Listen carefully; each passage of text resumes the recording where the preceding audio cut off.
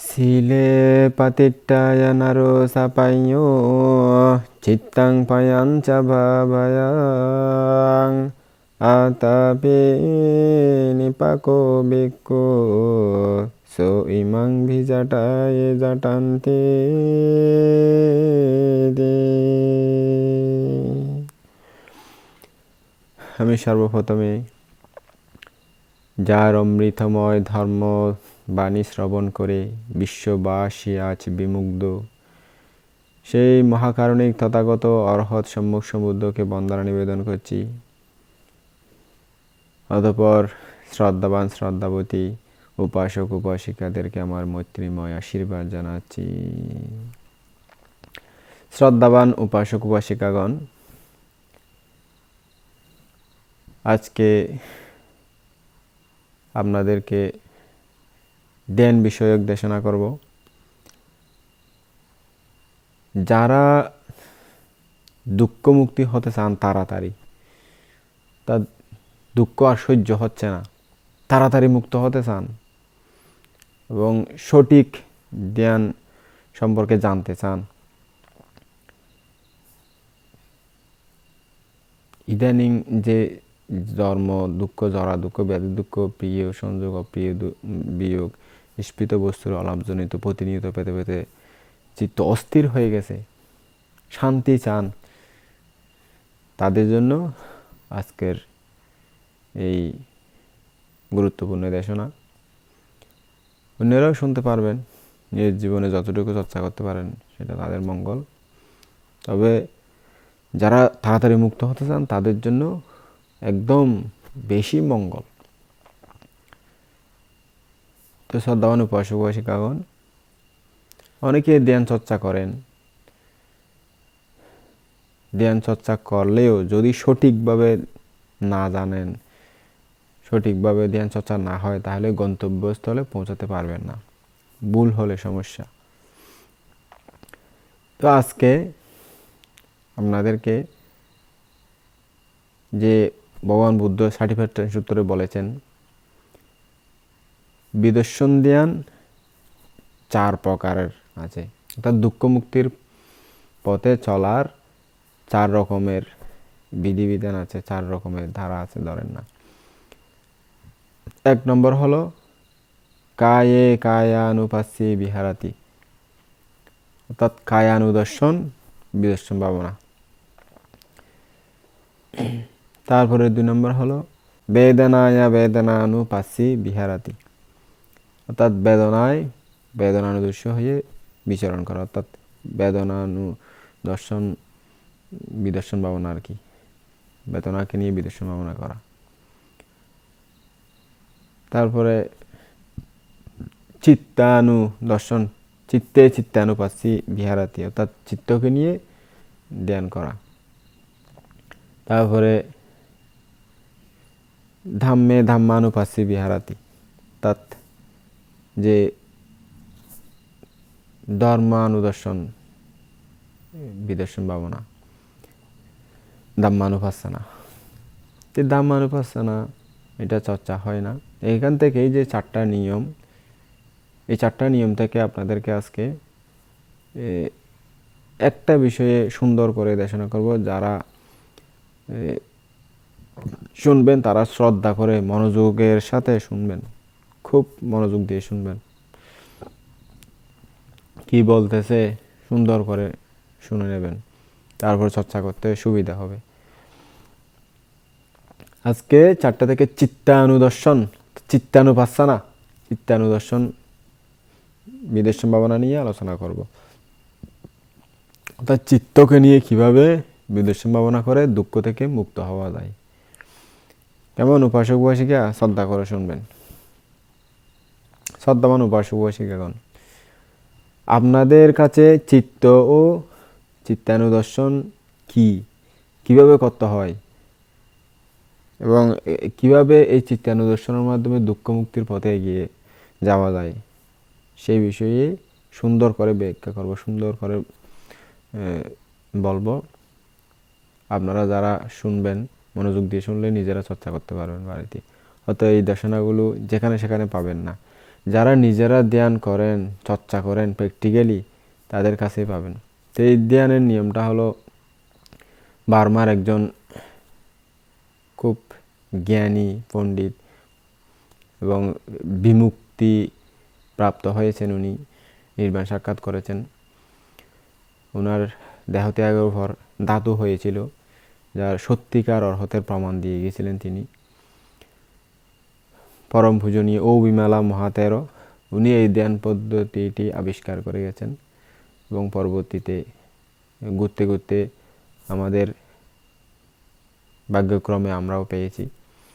আমরা নিজেরাও চর্চা করি এবং আমি এই ধ্যান পদ্ধতি চর্চা করে অনেক সফলতা পেয়েছি, অনেক কিছু বুঝতে পেরেছি। যেটা আমার মধ্যে আগে ভ্রান্ত ধারণা ছিল সেগুলো দূর হয়ে গেছে, সঠিক ধ্যান পদ্ধতি আমি পেয়েছি। তো এই ধ্যান পদ্ধতি আসলে পরে বোঝার মতো না, আপনি পড়লে বুঝবেন না, প্র্যাকটিক্যাল অভিজ্ঞতা অর্জন করতে হবে, তারপরে আপনাদেরকে বা অন্যান্যদেরকে শেখাতে পারবেন। যে কোনো বানতে এখন তো বই পড়া গুরু, সবগুলো বই পড়বে, বই পড়তে দেশনা দেবে, এটা তো বই পড়া, এগুলো তো অন্যজনের জ্ঞান, আপনি তো নিজেই কিছু বুঝলেন না, অন্যজনের জ্ঞান আপনি চর্চা না করে বলে দিচ্ছেন ভালো ভালো।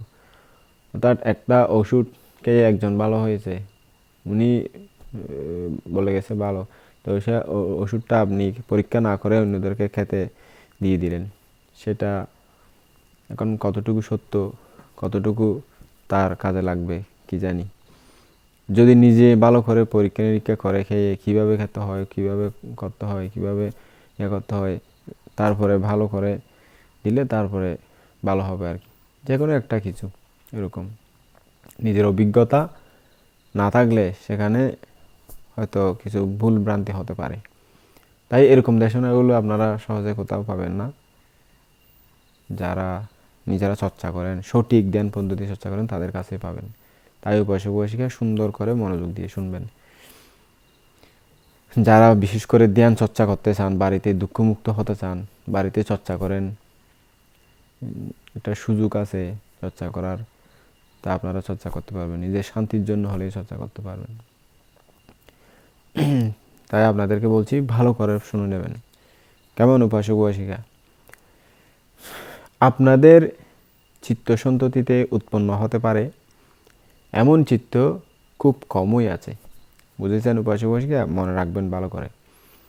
আপনাদের চিত্ত সন্ততিতে উৎপন্ন হতে পারে এমন চিত্ত মাত্র 54 প্রকার আছে। এই 54টি চিত্তই আপনাদের চিত্ত সন্ততিতে উৎপন্ন হবে। বুঝলেন উপাসক উপাসিকা? কোন কোন চিত্ত উৎপন্ন হবে তা শুনুন, আমি বলতেছি। কামাবচর চিত্ত হচ্ছে 54 প্রকার। এই চিত্তগুলো কামভূমিতে উৎপন্ন হয়। আবার এই 54 প্রকার চিত্ত থেকে 8 প্রকার মহাক্রিয়া চিত্ত উৎপন্ন হয় বুদ্ধ ও অরহতদের চিত্ত সন্ততিতে। এই মহাক্রিয়া চিত্ত শুধু বুদ্ধ ও অরহতদের মধ্যেই উৎপন্ন হয়। আর এক প্রকার চিত্ত হচ্ছে হর্ষোৎপাদ চিত্ত। 8 প্রকার মহাক্রিয়া চিত্ত ও 1 প্রকার হর্ষোৎপাদ চিত্ত যোগ করলে দাঁড়ায় 9 প্রকার চিত্ত। এই 9 প্রকার চিত্ত 54 প্রকার চিত্ত থেকে বাদ দিলে আর বাকি থাকে 45 প্রকার চিত্ত। ঠিক আছে তো উপাসক উপাসিকা? ভালো করে বুঝে নেবেন। এই 45 প্রকার চিত্ত আবার ত্রিহেতুক মানুষের চিত্তে উৎপন্ন হয়। যদি দ্বিহেতুক পুদ্গল হয় তাহলে জ্ঞান অসম্প্রযুক্ত চিত্ত 4 প্রকার বাদ দিতে হবে, বাকি থাকে মাত্র 41 প্রকার চিত্ত। তাই না উপাসক উপাসিকা? তার মানে দ্বিহেতুক পুদ্গলের চিত্ত সন্ততিতে মাত্র 41 প্রকার চিত্তই উৎপন্ন হবে। চিত্তের সংখ্যা হচ্ছে 89 প্রকার। কিন্তু সব চিত্ত নিজের সঙ্গে কোনো সম্পর্ক নেই। বুঝে রাখুন উপাসক উপাসিকাগণ। কেমন? নিজের কাজে লাগবে বা নিজের সাথে সম্পর্কিত চিত্ত হচ্ছে মাত্র 45 প্রকার। এই 45 প্রকার চিত্ত কিন্তু একত্র জমা হয়ে একসঙ্গে উৎপন্ন হবে না। 45 প্রকার চিত্ত থেকে একটা একটা একটা করে উৎপন্ন হবে। বুঝলেন উপাসক উপাসিকা? মনে রাখবেন, কখনো দুইটা চিত্ত একই সাথে উৎপন্ন হতে পারে না। এটাই চিত্তের নিয়ম। বুঝলেন উপাসক-উপাসিকা? একা চিত্তা না সামায়ুক্তা, অর্থাৎ একসাথে একটি চিত্ত উৎপন্ন হতে পারে, দুইটি হতে পারে না। যখনই চিত্ত নিজের চিত্ত সন্ততিতে উৎপন্ন হবে, তখন তাকে স্মৃতি সম্পযুক্ত জ্ঞানে দর্শনটাকে বলা হয় চিত্তানুদর্শন, অর্থাৎ চিত্তানুদর্শন বিদর্শন ভাবনা আর কি। বুঝলেন উপাসক-উপাসিকা? এর অর্থ হলো যে গভীরভাবে যে দর্শন বা জানা, সূক্ষ্মভাবে একাগ্রচিত্তে দর্শন করা। বুঝলেন? চিত্তানুদর্শনের আরও কিছু বিষয় আলোচনা করি। সেটা হলো, যদিও বা চিত্তকে ভাবনা করো বলা হয়েছে, অর্থাৎ চিত্তকে দেখো বলা হয়েছে, তবু আপনারা চিত্তকে দেখতে পাবেন না কোনোদিনও। বুঝলেন উপাসক-উপাসিকা? চিত্তকে আপনারা কোনোদিনও দেখতে পাবেন না। দেখেছেন? যারা ধ্যান চর্চা করেন তারা বুঝতে পারবেন, কোনোদিন চিত্তকে দেখতে পায় না। তাহলে প্রশ্ন জাগে মনে, কাকে দেখতে পাবো বানতে? কাকে দেখতে পাবেন, তাই না? প্রশ্ন জাগে। এর উত্তর হবে, চিত্তকে দেখতে না পেলেও তার উৎপত্তি ও বিনাশটাকে দেখতে পাওয়া যাবে। বুঝলেন উপাসক-উপাসিকা? অর্থাৎ উদয় বিলয়কে দেখা যাবে, চিত্তের উদয় বিলয়কে দেখা যাবে। চিত্তের বিনাশটাকে দেখার জন্য যেই ভাবনা করা হয় তাকে চিত্তানুপাসনা বা চিত্তানুদর্শন বলে, অর্থাৎ চিত্তানুদর্শন বিদর্শন ভাবনা বলে। বুঝেছেন উপাসক-উপাসিকা? ভালো করে জেনে রাখুন, যেন মনে থাকে। চিত্তানুদর্শন বলাতে অনেকে চিত্তকে দেখার জন্য চেষ্টা করতে পারেন বারবার। তা যদি করেন তাহলে আপনাদের চিত্তানুদর্শন হবে না, কারণ আপনারা চিত্তকে কোনো দিনও দেখতে পাবেন না। বুঝলেন উপাসক-উপাসিকা?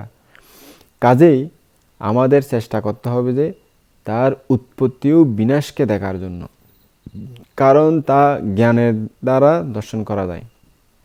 বুঝলেন উপাসক-উপাসিকা? যারা ধ্যান চর্চা করেন তাদের চিত্ত সন্ততিতে উৎপন্ন হতে পারে এমন চিত্ত ৪৫ প্রকার। সেটা আগেও বলা হয়েছে আপনাদেরকে, তাই না উপাসক-উপাসিকা? মনে আছে কিনা কি জানি। তাই সেগুলো কি কি একটু জেনে নিন। অকুশল চিত্ত হলো ১২ প্রকার। তারপরে দ্বিতীয়ত হসিৎপাদ চিত্তকে বাদ দিয়ে অহেতুক চিত্ত ১৭ প্রকার। তৃতীয়ত মহাকুশল চিত্ত ৮ প্রকার। চতুর্থত মহাবিবেক চিত্ত ৮ প্রকার।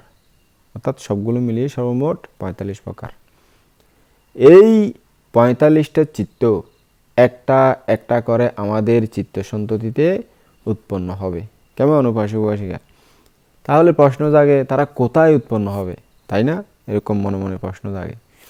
তাহলে বলতেছি আমি, শুনুন উপাসক-উপাসিকারা। তারা চক্ষু, কর্ণ, জিহ্বা, নাসিকা, শরীর, মনে উৎপন্ন হবে। এই ৬টা স্থানে উৎপন্ন হবে। যেমন চক্ষু ও রূপের সংযোগে চক্ষু বিজ্ঞান উৎপন্ন হয়, সেইরূপ কর্ণের সাথে শব্দের সংযোগে শ্রুত বিজ্ঞান উৎপন্ন হয়, নাসিকা ও গন্ধের সংযোগে ঘ্রাণী বিজ্ঞান উৎপন্ন হয়, জিহ্বার সাথে রসের সংযোগে জিহ্বা বিজ্ঞান উৎপন্ন হয়, ও শরীরের সাথে স্পর্শের সংযোগে কায় বিজ্ঞান উৎপন্ন হয়। এই ৫ প্রকার বিজ্ঞান বা চিত্ত কারণ ছাড়া উৎপন্ন হয় না। এই চিত্তগুলো কোনো কোনো সময় কারণবশত উৎপন্ন হয়, পরক্ষণে আবার বিনাশ হয়ে যায়। যেমন গড়ে অতিথি আসে আর চলে যায়, তাই এই চিত্তগুলোকে বাহির অতিথি চিত্ত বলা হয়।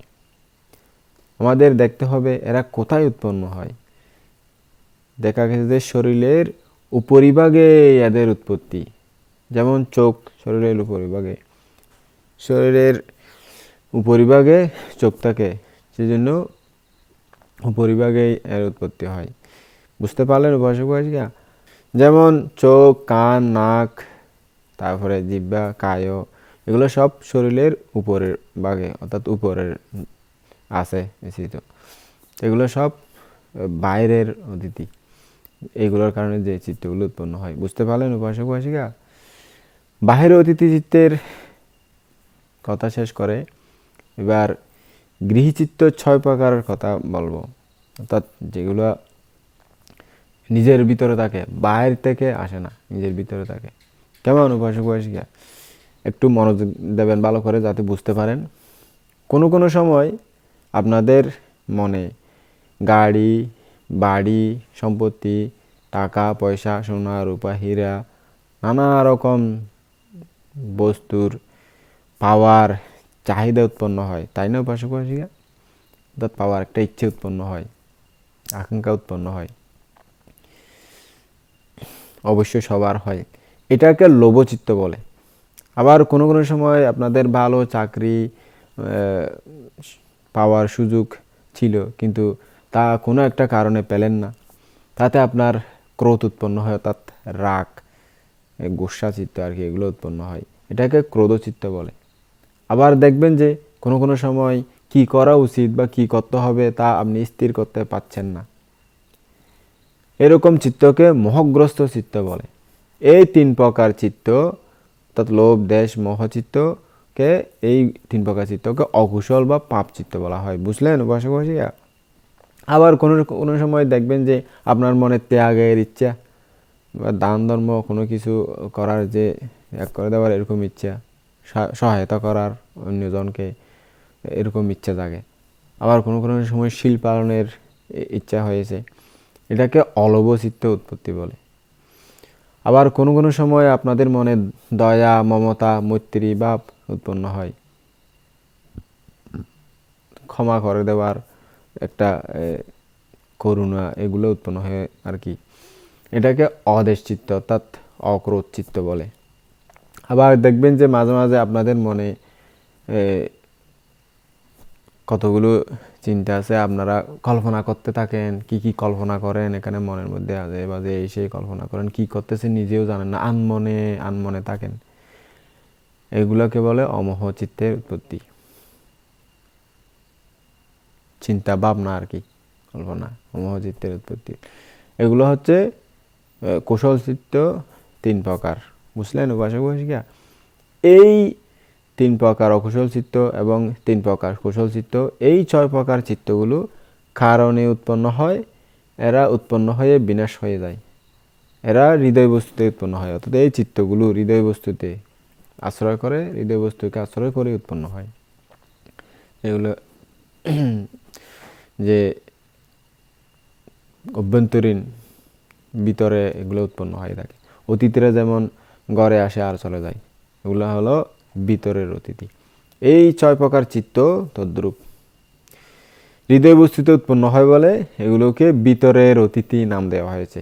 ওই আগে যেগুলো বললাম 5 প্রকার, চোখ, কান, নাক, জিহ্বা, কায়, এগুলো হলো 5 প্রকার বাইরের অতিথি। আর যেগুলো হৃদয় বস্তুকে আশ্রয় করে উৎপন্ন হয়, এগুলো হলো ভিতরের অতিথি চিত্ত 6 প্রকার। বুঝলেন উপাসক উপাসিকা? তাহলে কি 5 প্রকার বাইরের অতিথি আর 5 প্রকার হলো ভিতরের অতিথি।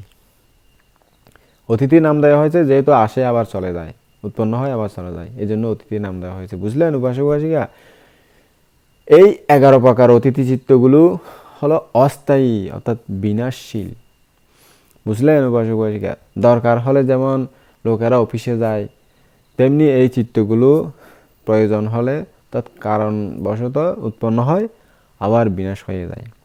কাজে আপনাদের করতে হবে যে যখনই তাদের উৎপত্তি হয় তখন তাকে দেখে নেওয়া। বুঝলেন উপাসক উপাসিকা? প্রজ্ঞা দৃষ্টিতে দেখে নেওয়া। মনে করুন এই 11 প্রকার অতিথি বা 11 জন অতিথি চিত্তগুলো কোনোটাই উৎপন্ন হলো না, তখন আপনি কি করবেন? আপনার কোনো চিন্তা নেই, আমি বলে দিচ্ছি কি করতে হবে।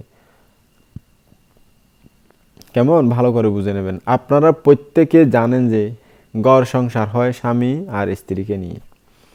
ঘরে স্বামী অথবা স্ত্রীকে থাকতে হয় ঘর সামলানোর জন্য, তাই না উপাসক উপাসিকা? একজন না একজন ঘরে থাকতেই হবে, তা না হলে ঘর সংসার চারকার হয়ে যাবে, তাই না উপাসক উপাসিকা? সেই রকম আমাদের শরীররূপী ঘর সংসারকে বাঁচিয়ে রাখে আমাদের আশ্বাস প্রশ্বাস। বুঝলেন উপাসক উপাসিকা? এটাকে আশ্বাস চিত্ত ও প্রশ্বাস চিত্ত বলে। অর্থাৎ নিঃশ্বাস যে একবার ঢুকে বা বের হয় এই আর কি। এই আশ্বাস চিত্ত আর দুই হলো প্রশ্বাস চিত্ত। এই দুই প্রকার চিত্তকে গৃহচিত্ত বলা হয়। বুঝলেন উপাসক উপাসিকা? এরা প্রাণীদের জীবন বায়ুকে রক্ষা করে যাতে প্রাণীরা মরে না যায়। বুঝলেন? বায়ুকে ভেতরে টেনে আনে এক চিত্ত, আবার বায়ুকে বের করে দেয় আরেক প্রকার চিত্ত। এগুলো একটা না একটা শরীরে থাকবেই থাকবে, জন্ম থেকে মৃত্যু পর্যন্ত এই শ্বাস প্রশ্বাস এগুলো থাকে। এই আশ্বাস চিত্ত ও প্রশ্বাস চিত্ত হলো শরীরের মালিক, অর্থাৎ ঘরের মালিক আর কি। এই শরীর নামক গৃহর মালিক হলে দুইটা চিত্ত, তাই না উপাসক উপাসিকা? তাহলে বুঝতে পারছেন যে আমাদের বিদর্শন ভাবনা করার জন্য চিত্তগুলো হলো 1 নম্বর বাহিরের অতিথি চিত্ত 5 প্রকার, 2 নম্বর ভিতরের অতিথি চিত্ত 6 প্রকার, 3 নম্বর গৃহস্থ চিত্ত অর্থাৎ ঘরের অবস্থানকারী চিত্ত 2 প্রকার, সর্বমোট 13 প্রকার। এই 13 প্রকার চিত্তই আমাদের বিদর্শন ভাবনার বিষয় বা আলম্বন। বুঝলেন উপাসক উপাসিকা? ভালো করে বুঝে নেবেন মনে থাকে মতো। যেমন আমাদের ঘরে অতিথি এলে তাকে আমরা প্রথমে সেবা করি, সেরকম কোনো অতিথি চিত্ত উৎপন্ন হলে তাকে আমাদের প্রথমে ভাবনা করতে হবে। মনে করুন 11 প্রকার অতিথি চিত্তের মধ্যে থেকে একটাও উৎপন্ন হলো না, তখন আশ্বাস প্রশ্বাস চিত্তকে নিয়ে ভাবনা করবেন। বুঝলেন উপাসক উপাসিকা? চিত্তকে ভাবনা করো বললেও চিত্তকে দেখতে হবে তা নয়, এটা আগেও বলেছি, আবার বলছি, বুঝে নেবেন ভালো করে। দেখাও যাবে না কোনোদিন চিত্তকে সারা জীবন চেষ্টা করলে চিত্তকে কোনোদিন দেখতে পাবেন না। বুঝলেন উপাসক উপাসিকা? কিন্তু তার উৎপত্তি বিনাশকে দেখতে পাবেন। মনে থাকবে তো উপাসক উপাসিকা? ভালো করে বুঝে নেবেন যাতে ভুল না হয়। একবার না বুঝলে বারবার শুনবেন, না বুঝলে জিজ্ঞেস করবেন, বান্ত বিষয় বুঝতে পারেনি। এই ভাবনার 13 প্রকার চিত্তগুলো সবটাই আবার নামধর্মী। 13 প্রকার চিত্তগুলো যে নামধর্মী সেটা আপনারা মনে রাখবেন। 13 প্রকার চিত্তগুলো কি ধর্মী উপাসক উপাসিকা? নামধর্মী। বুঝেছেন? এই 13 প্রকার নামধর্মী চিত্তসমূহ কোথায় উৎপন্ন হয়? এরকম কেউ যদি জিজ্ঞেস করেন তাহলে বলতে হয় যে রূপস্কন্ধে উৎপন্ন হয়। কেমন উপাসক উপাসিকা? তার মানে চিত্ত হচ্ছে নামধর্মী এবং রূপ হচ্ছে আলম্বন বা বিষয়বস্তু। বুঝতে চেষ্টা করুন, কেমন ভালো করে বুঝতে চেষ্টা করুন বারবার। অর্থাৎ নাম রূপ মানে পঞ্চস্কন্ধ আর কি। নাম রূপ মানে পঞ্চস্কন্ধ। পঞ্চস্কন্ধ হচ্ছে দুঃখজ সত্য। বুঝলেন তো উপাসিকা? পঞ্চস্কন্ধ হচ্ছে কি? দুঃখজ সত্য, চারিত্র্য সত্যের একটা। চক্ষু ও বস্তু রূপ, চক্ষু এবং বস্তু, যে কোনো বস্তু, এটা ঘর হোক, বাড়ি হোক, ফুল হোক, মানুষ হোক, যে কোনো একটা বস্তু আর কি। চক্ষু আর বস্তু রূপ। চোখের ভিতরে যে দর্পণের মতো আছে, আয়নার মতো একটা পর্দার মতো আছে, তার উপর যখন যে কোনো বস্তুর প্রতিবিম্ব পড়ে তখন চক্ষু বিজ্ঞান উৎপন্ন হয়। যখন চক্ষু বিজ্ঞান উৎপন্ন হয় তখনই সেই বস্তুকে আমরা দেখতে পাই। অর্থাৎ যখন খেয়াল আসে আর কি, আমাদের চট্টগ্রামের আঞ্চলিক ভাষায় যে খেয়াল বলে, খেয়াল ওই চলে গেছে, ওকে দেখছো আমি খেয়াল করিনি, চোখ খোলা থাকছে কিন্তু দেখিনি, ওই চক্ষু বিজ্ঞান উৎপন্ন হয়নি, অর্থাৎ খেয়াল আসেনি আর কি। এই চক্ষু বিজ্ঞান যে উৎপন্ন হলে তখন আমরা সেই বস্তুটিকে দেখতে পাই। চক্ষু বিজ্ঞান ছাড়া আমরা দেখতে পাই না। মনে রাখবেন উপাসক উপাসিকাগণ, সেই চক্ষু বিজ্ঞানকে চিত্ত বলা হয়, অর্থাৎ নামধর্মী। বুঝলেন? এটাও দুঃখ সত্য বা নামস্কন্ধ, মনে রাখুন ভালো করে। এর মতো অন্যান্য চিত্তগুলো রূপের উপর উৎপন্ন হয়, অর্থাৎ রূপস্কন্ধের উপর নামস্কন্ধ বা চিত্ত নির্ভর করতে হয়। এর অর্থ হলো যে যখন উৎপন্ন হয় তখন নামস্কন্ধ ও রূপস্কন্ধ দুটোই উৎপন্ন হয়। শ্রুতবিজ্ঞান, ঘ্রাণ বিজ্ঞান, জিহ্বা বিজ্ঞান ও কায় বিজ্ঞান, সমস্ত বিজ্ঞানও রূপস্কন্ধের উপর নির্ভর করে উৎপন্ন হয়। সেই জন্য নাম ও রূপের উৎপত্তি বলতে হয়। আমি এখানে চিত্তানুদর্শন সম্বন্ধে কিছুটা বিষয় আলোচনা করলাম যাতে আপনারা বুঝতে পারেন। আশা করি কিছুটা বুঝতে পেরেছেন। এই পর্যন্ত বাহির অতিথি চিত্ত সম্বন্ধে আলোচনা করা হলো। বুঝেছেন উপাসক উপাসিকা? এখন কিন্তু 6 প্রকার যে ভিতরের অতিথি চিত্ত সেই বিষয় নিয়ে আলোচনা করব। আপনারা ভালো করে শুনুন, মনোযোগ দিয়ে শুনুন। এই ভিতরের 6 প্রকার অতিথি চিত্ত হচ্ছে ভিতরে হৃদয় বস্তুকে ভিত্তি করে উৎপন্ন হয়। বুঝেছেন উপাসক উপাসিকা? এখানেই দেখা যায় যে নাম ও রূপ আছে। বুঝছেন? লোভ চিত্ত হচ্ছে নাম এবং হৃদয় বস্তু হচ্ছে রূপ। বুঝলেন উপাসক উপাসিকা? তার মানে রূপের উপর নামের উৎপত্তি, অর্থাৎ যাই উৎপন্ন হোক রূপের উপর নামেরও উৎপন্ন হয়। মনে রাখুন ভালো করে। কেমন উপাসক উপাসিকা? তাহলে দেখা যাচ্ছে যে যা কিছু ঘটছে তা সবটাই নাম ও রূপের খেলা মাত্র, নাম রূপের কেরামতি। বুঝলেন উপাসক উপাসিকা? তার মানে দর্শন বিজ্ঞান, শ্রবণ বিজ্ঞান, জিহ্বা বিজ্ঞান, কায় বিজ্ঞান, ঘ্রাণ বিজ্ঞান সমস্ত কিছুই নাম ও রূপের কেরামতি, তাই না উপাসক উপাসিকা? নাম ও রূপের সংযোগে বিজ্ঞান উৎপন্ন হয়। এটাকে জানলে আপনাদের নাম রূপ পরিচ্ছেদ জ্ঞান হয়ে গেল। বুঝলেন উপাসক উপাসিকা? নাম ও রূপের সংযোগে বিজ্ঞান উৎপন্ন হয়, এটাকে জানলে আপনাদের নাম রূপ পরিচ্ছেদ জ্ঞান হয়ে গেল। বুঝলেন উপাসক উপাসিকা? চলুন এবার নাম রূপ পরিচ্ছেদের অর্থ জানার পর তার কারণ ও ফলের বিষয়ে একটু আলোচনা করি। ভালো করে মনোযোগ দেবেন যাতে বুঝতে পারেন। আপনারা দেখেছেন যে চক্ষু বিজ্ঞানটা রূপপ্রসাদ রূপের সাথে সংযোগে উৎপন্ন হয়েছে। তার মানে চক্ষু প্রসাদ রূপটা হচ্ছে কারণ আর চক্ষু বিজ্ঞানটা হচ্ছে ফল। বুঝলেন উপাসক উপাসিকা? এই যে মনে করেন চক্ষু, এটা হলো চক্ষু প্রসাদ রূপ, এটা হচ্ছে কারণ। আবার যেই বস্তুটা আমি দেখেছি, ফুল হোক, টেবিল হোক, চেয়ার হোক, লাইট হোক, সেটা হচ্ছে বস্তু, সেটাও রূপ। তাই রূপে আর রূপে টাচিং হয়ে এই যে চক্ষু বিজ্ঞান উৎপন্ন হয়, সব বিজ্ঞান উৎপন্ন হয় আর কি। আবার কর্ণপ্রসাদ রূপটা হচ্ছে কারণ, আবার এই যে শব্দ এগুলো কারণ, এর ফলে শ্রুত বিজ্ঞানটা হচ্ছে ফল।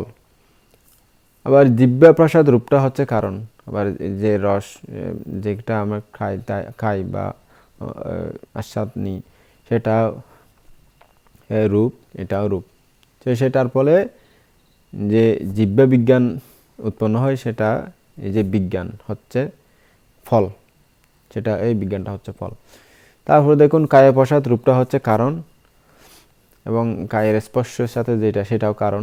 তো কারণ কারণ সংস্পর্শে ফল উৎপন্ন হয়, ফলটা কায় বিজ্ঞান উৎপন্ন হয় আর কি, ওই কায় বিজ্ঞানটা হচ্ছে ফল।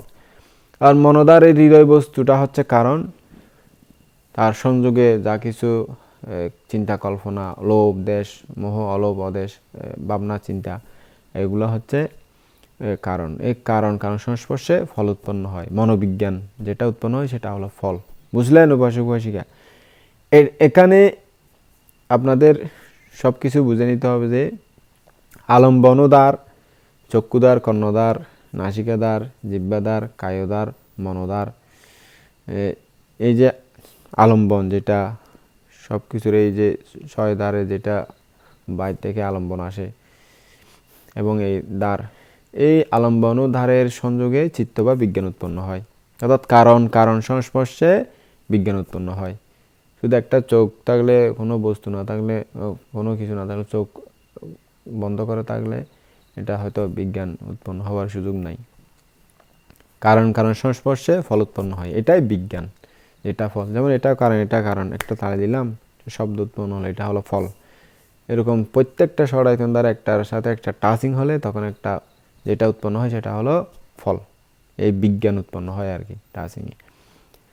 তাহলে উপাসক উপাসিকা কে দেখে যদি জিজ্ঞেস করা হয়, কে দেখে? চোখ কি দেখে? চোখ দেখে না, চক্ষু বিজ্ঞান দেখে বলতে হবে, বুঝতে হবে যে চক্ষু বিজ্ঞান দেখে। আত্মা দেখে না, কোনো ভগবান নয়, আত্মাও নয়। বুঝলেন উপাসক উপাসিকা? এভাবে কারণ ও ফলের বিষয় জানলে আপনাদের আর সন্দেহ থাকবে না। সন্দেহ মানে বিচিকিৎসা, অর্থাৎ সন্দেহ দূর হয়ে যাবে। শ্রোতাপত্তির বাধা একটা এই বিচিকিৎসাটা। এই সন্দেহ না থাকলে সন্দেহ মুক্ত। তা আপনাদের এর আগে জানা হয়ে গেল যে নাম রূপ পরিচ্ছেদ জ্ঞান, এর ফলে আপনাদের সৎকা দৃষ্টি দূর হলো। সৎকা দৃষ্টির অর্থ হলো যে আমিত্ব ধারণা। মনে রাখবেন, এই দৃষ্টিটা থাকলে শ্রোতাপন্ন হওয়া যায় না, এটা শ্রোতাপত্তির বাধা। বুঝলেন উপাসক উপাসিকা? আবার আপনারা জানতে পারলেন যে রূপটা হচ্ছে কারণ আর চিত্ত বা বিজ্ঞানটা হচ্ছে ফল। অর্থাৎ কারণ রূপ আর চক্ষু প্রসার রূপ আর যে বস্তু রূপ, দুইটার সংযোগে এটা বিজ্ঞান উৎপন্ন হয়, সেটা হচ্ছে ফল। এটা না জানলে শ্রোতাপন্ন হওয়া যায় না, এটাও শ্রোতাপত্তি লাভের পথে বাধা। এটাকে প্রত্যয় পরিগ্রহ জ্ঞান বলে। তাহলে আমাদের বিদর্শন ভাবনার প্রধান দুই শত্রুকে জানতে পারলাম। বুঝলেন উপাসক উপাসিকা, তাই না? চোরকে চিনে নজরে রাখলে যেমন চোর চুরি করতে পারে না, সেরকম বিদর্শন ভাবনায় দুই প্রধান শত্রু সৎকা দৃষ্টি ও বিচিকিৎসা, এইগুলোকে নামরূপ পরিচ্ছেদ জ্ঞান এবং প্রত্যয় পরিগ্রহ জ্ঞান দিয়ে দূর করা হলো। অর্থাৎ এই জ্ঞান উৎপন্ন হলে ওইগুলো লৌকিকভাবে এগুলো চলে যাবে। এদের উপর নজর রাখলে সৎকা দৃষ্টি বিচিকিৎসা আর আমাদের অনিষ্ট করতে পারবে না, ক্ষতি করতে পারবে না। এর কারণে আপনাদের যারা ধ্যান চর্চা করেন, যারা আমরা ধ্যান চর্চা করি, তাদের শ্রোতাপত্তি মার্গ ও ফল লাভ হবে, নরকের দরজা বন্ধ হবে। বুঝলেন উপাসক উপাসিকা? তাহলে শ্রদ্ধাবান উপাসক উপাসিকাগণ, আমরা জানতে পারলাম যে পৃথিবীতে যা কিছু সত্য প্রাণী আছে তার সমস্তই নাম আর রূপ মাত্র। ব্রহ্মা, দেবতা, প্রেত, ভূত, স্ত্রী, পুরুষ বলে কোনো কিছুই খুঁজে পাওয়া যাবে না। নাম রূপ বা পঞ্চস্কন্ধকে আমরা কথা বলার সুবিধার জন্য স্ত্রী, পুরুষ, রাম, শ্যাম, অমুক সমুক, গাছ, বাস, সূর্য, চন্দ্র, নক্ষত্র, দেবতা, ব্রহ্মা ইত্যাদি নাম দিয়েছি, জাস্ট চিনার জন্য, ডাকার জন্য। এটাকে সম্মতি সত্য বা লৌকিক সত্য বলে। অর্থাৎ লৌকিক সত্য এটা ব্যবহারিক সত্য আর কি। লৌকিকভাবে এটা না করলে আমরা কি ডাকবো, কীভাবে মা, বাবা, ভাই, বোন নাম একটা না দিলে চিনবো কীভাবে? এটা গাছ না বললে, না দিলে আমরা গাছ বলে, এটা চিনবো কীভাবে? এটা মাটি, এটা পাহাড়, এটা ঘর, এগুলো চিনার জন্য সব কিছু বাইরের বস্তু বা সত্য, গরু, ছাগল, হাঁস, মুরগি, হাতি, ঘোড়া, মানুষ, প্রাণী, ছেলে, মেয়ে, এগুলো সব চিনার জন্য নাম দেওয়া হয়ে থাকে। এটাকে লৌকিক সত্য বলে। সত্য দুই প্রকার, একটা হলো লৌকিক সত্য আর একটা হলো পরমার্থ সত্য।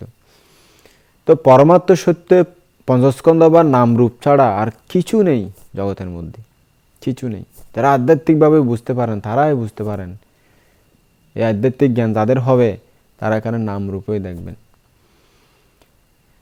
তো একজন বানতে একবার হেঁটে যাচ্ছিল রাস্তা দিয়ে, তো পাশে পাড়াতে একজন পুরুষ তার স্ত্রীকে এমন মার দিল, মারকে তার বেচারি বাবার বাড়ি চলে যাচ্ছিল।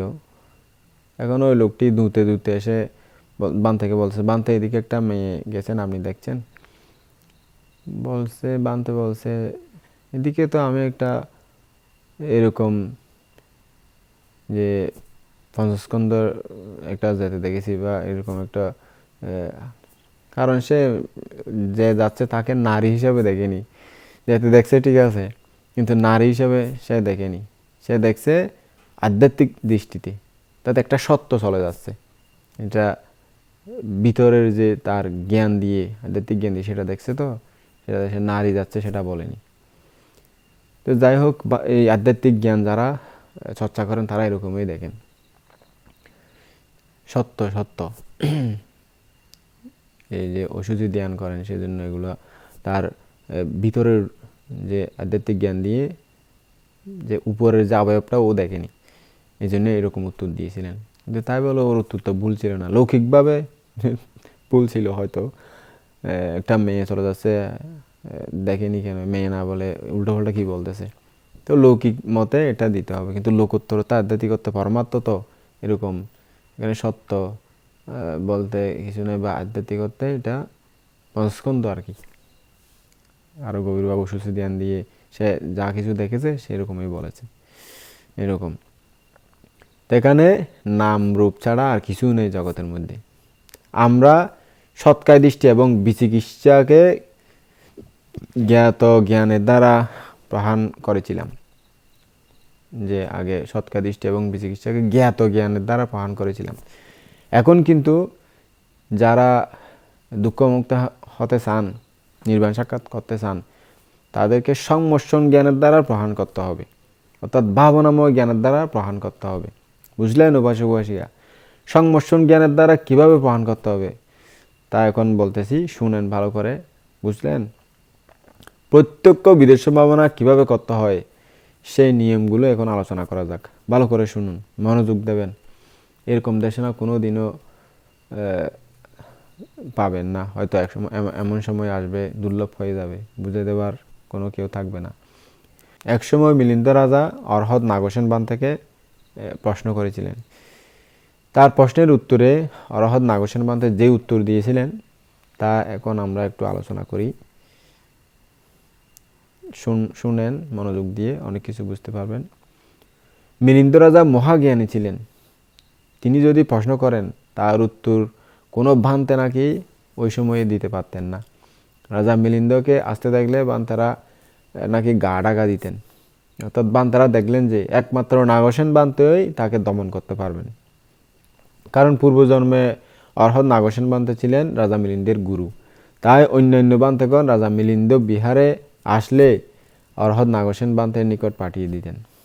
মহারাজ মিলিন্দের প্রশ্ন নাকি সমুদ্রের ঢেউয়ের মতো ছিল। নাগসেন বান্তেও সম্পূর্ণ উত্তর দিয়েছিলেন।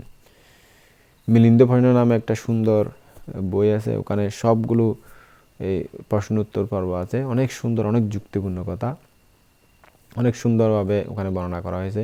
প্রশ্নগুলোর মধ্যে বিদেশ সম্ভাবনা সম্বন্ধে কিছু বিষয় আলোচনা করা হয়েছিল। ওই বিষয়গুলো এখানে আপনাদের সুবিধার জন্য, আপনাদের বোঝার সুবিধার জন্য আমি বলতেছি, মনোযোগ দিয়ে শুনুন উপাসক উপাসিকাগণ। কেমন? মহারাজ মিলিন্দ অরহত নাগসেন বান থেকে প্রশ্ন করলেন, পূজনীয় ভান্তে, বিদেশ সম্ভাবনার বিষয়গুলো কি তা দয়া করে একটু আমাকে ব্যাখ্যা করুন, বলুন তো। তখন বান্তে নাগসেন বললেন, মহারাজ, গভীর অরণ্যে শিকারী জন্তু, বাঘ, যে সিংহ, চিতা যারা শিকার করে, বিভিন্ন জঙ্গলি কুকুর টুকুর এগুলো যারা শিকার করে, শিকারে আছে তাই না? অবশ্যই এরকম শিকারে আছে। তাহলে মহারাজ বলুন তো, বাঘ বা সিংহ কিভাবে শিকার করে? তারা কি হরিণ যেগুলো আছে সেগুলোকে দৌড়ে ধরে নাকি ঝোপঝাড়ে লুকিয়ে ধরে? কিরকম কিরকম করে ধরে? তখন মহারাজ বললেন, বানতে দৌড়িয়ে ধরে না, তারা এক জায়গায় লুকিয়ে থাকে, তারপরে হঠাৎ করে আক্রমণ করে ধরে ফেলে।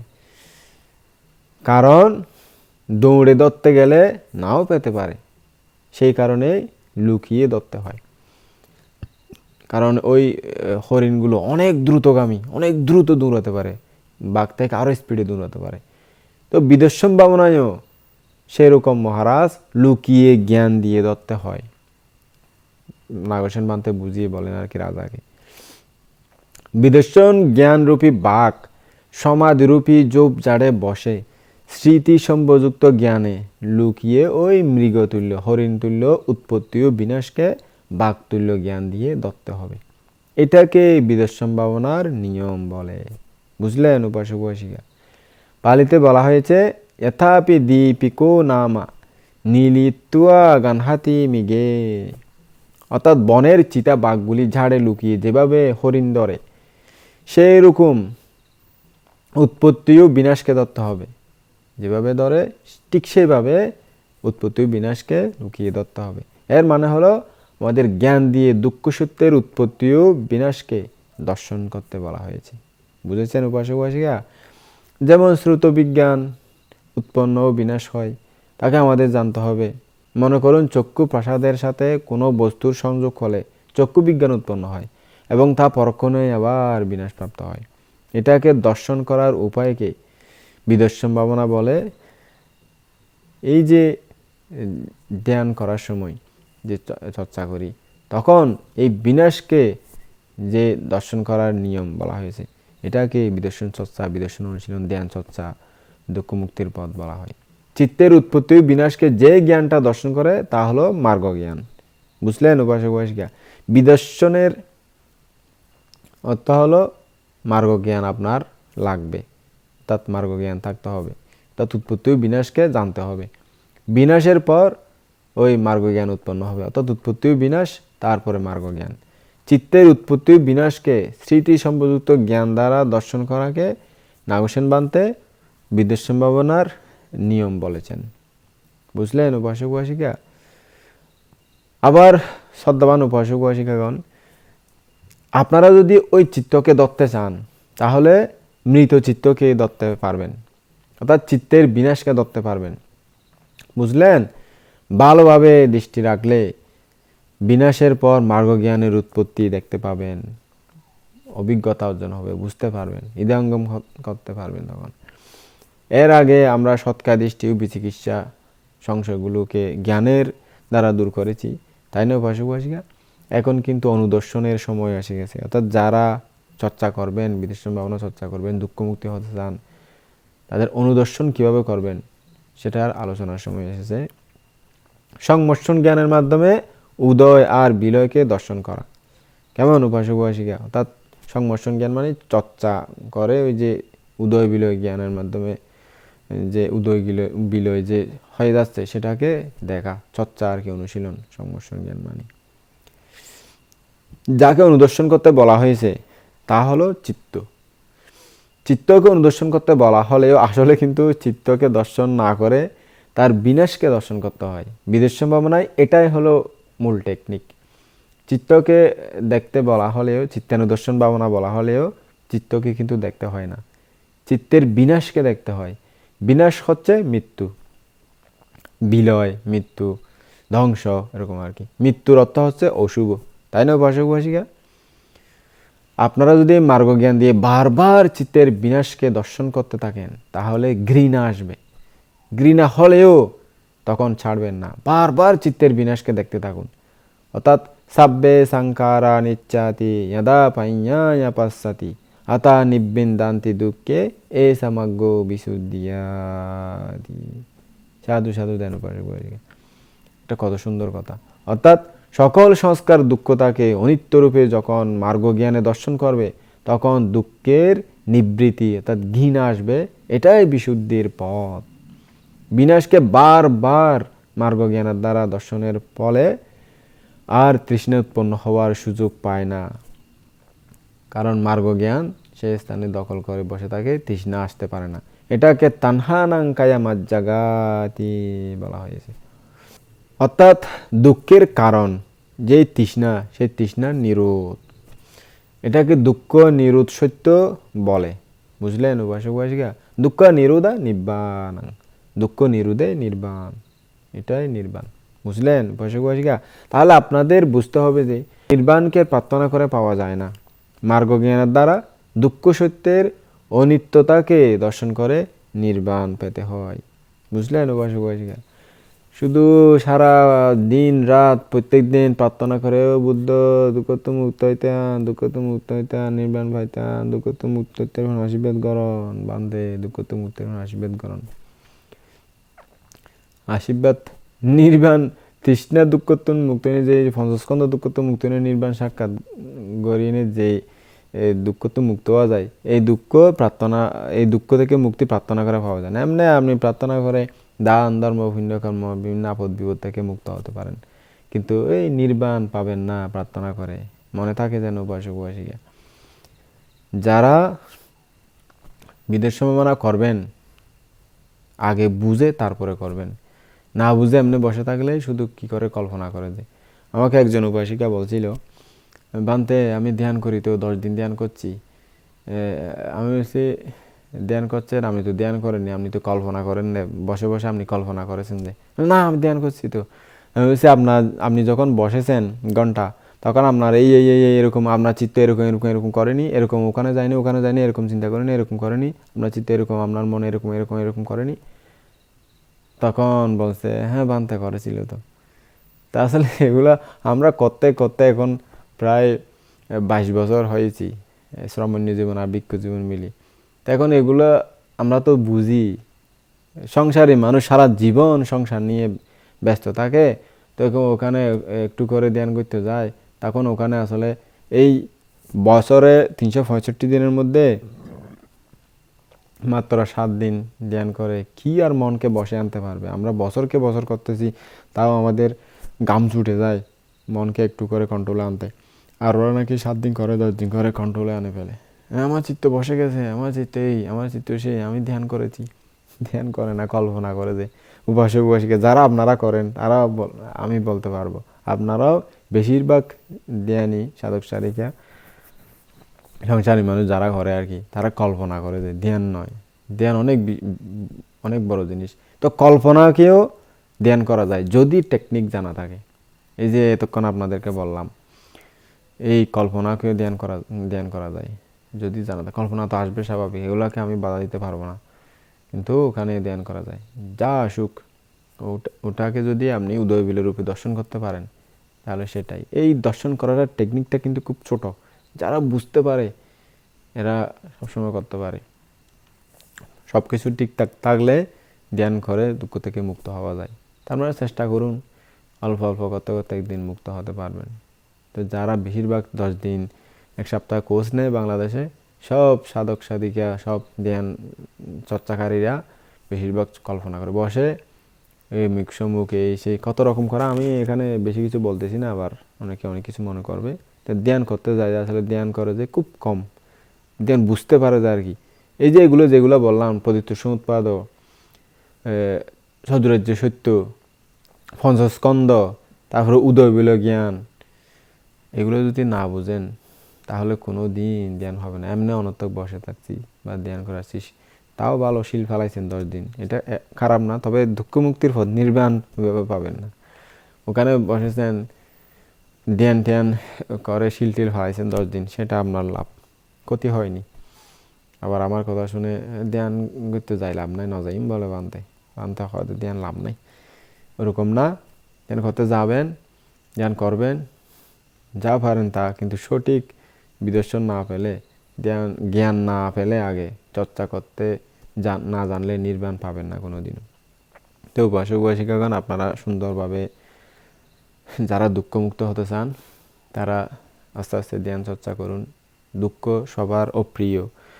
যখন মানুষ সুখে থাকে তখন দুঃখ মুক্তির কথা ভুলে যায়, আর যখন মানুষ দুঃখে পড়ে তখন দুঃখ থেকে মুক্তির কথা ভাবে, শুধু মুক্তি চাই মুক্তি চাই। একজন শ্রমণ তার গুরুর কাছে শিক্ষা নিতে গেছে আর কি, শিক্ষা দীক্ষা করতেছে, বলছে ভান্তে আমি দুঃখ থেকে মুক্ত হতে চাই, দুঃখ থেকে মুক্ত হতে চাই, বারবার বলে দুঃখ থেকে মুক্ত হতে চাই। আচ্ছা, দুঃখ থেকে মুক্ত হতে চাস তুই? শিষ্য তো বলছে হ্যাঁ বান্ধে তাড়াতাড়ি মুক্ত হতে চাই।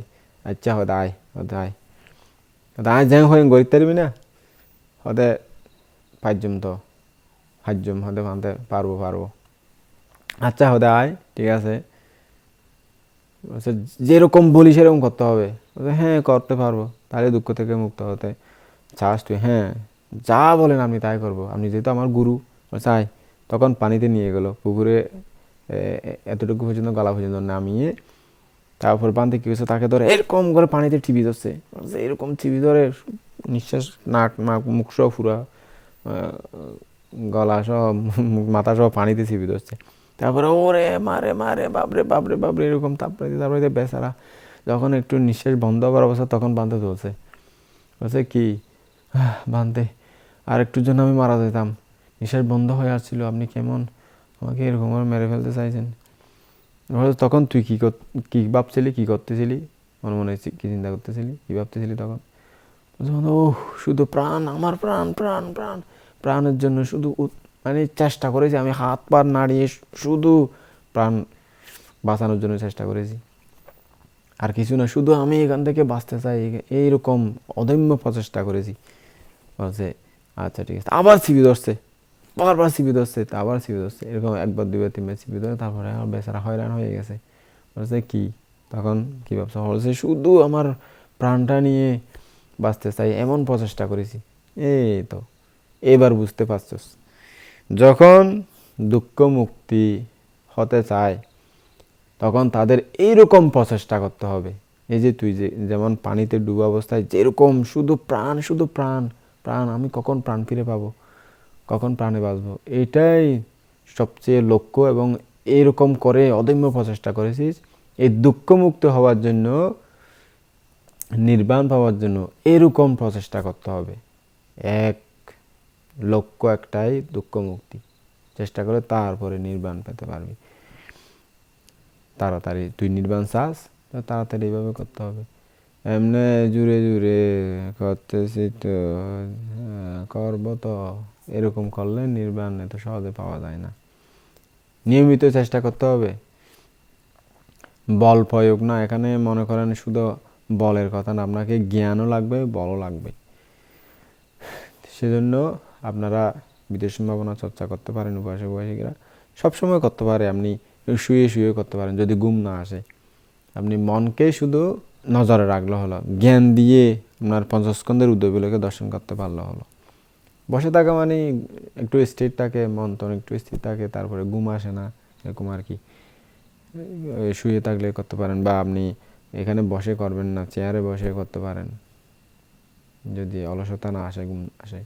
ধ্যান যারা মুক্তি হতে চান, তাড়াতাড়ি দুঃখ শেষ করতে চান, তারা বিদেশ সম্ভাবনা চর্চা করুন, ভালো করে শিখে তারপরে চর্চা করুন।